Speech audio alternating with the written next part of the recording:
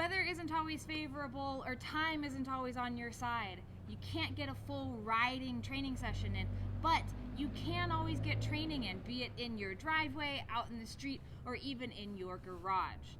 I'm going to talk about the friction zone today. Using and operating the clutch is going to be the most important part of getting this motorcycle to ride perfectly. Looking at the clutch, we're going to use a 0 to 10 scale. 0 is when the clutch is all the way to the handlebar, and 10 is when it is all the way out. Your friction zone is going to live somewhere in here. For the sake of numbers, each motorcycle is going to be slightly different, but for the sake of numbers, let's say your friction zone is between 4 and 7. That means that the space between 0 and 4 is going to be dead, and that space between 7 and 10 is going to be dead. There's no point in hanging out in there. You just want to engage that clutch between 4 and 7. Again, remember, just because it's 4 to 7 here, for the sake of numbers, does not mean that your bike is going to be 4 to 7. Also, wherever you find your friction zone will change in varying conditions. The steeper the hill is, the softer the surface, whatever the case may be, that friction zone is going to change on you. What you're practicing here is just how to find it and how to use it. Setting up for the friction zone exercise, you do want to have a grade. It doesn't have to be a lot, just enough so that you do have gravity fighting you. You want to be able to feel that clutch working. If you're on a flat ground or even a downhill, you're not really going to get a good sense for it.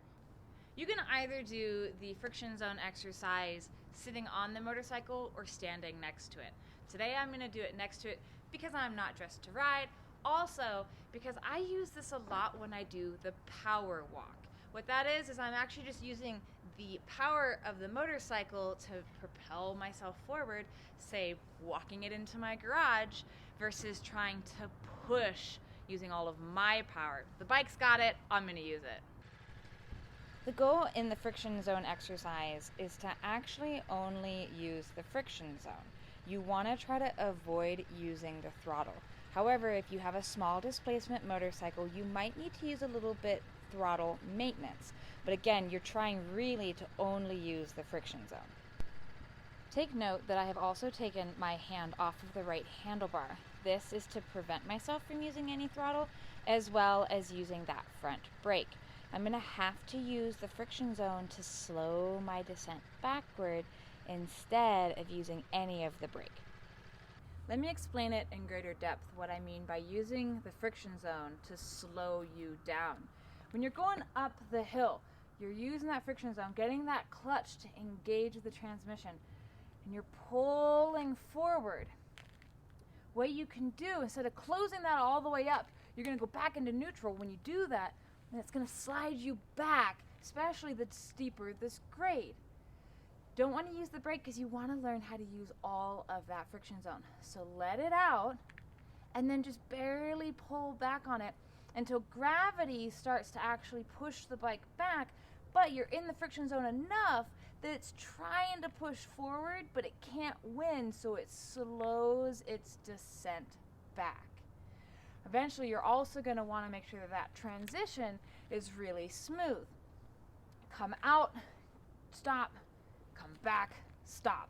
What you want is a kind of this rocking back and forth, really using that friction zone to make all of that buttery smooth. A few things you can do for yourself too, if that friction zone's really getting challenging for you.